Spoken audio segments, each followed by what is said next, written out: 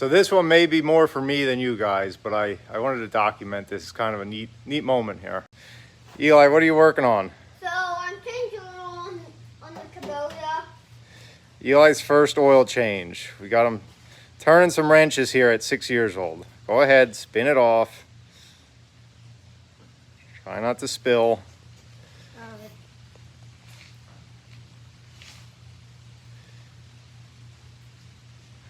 Keep going.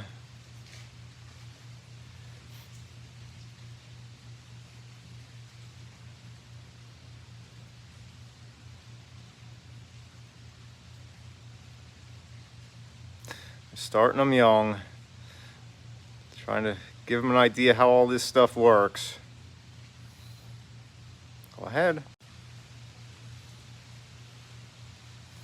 All right, good job.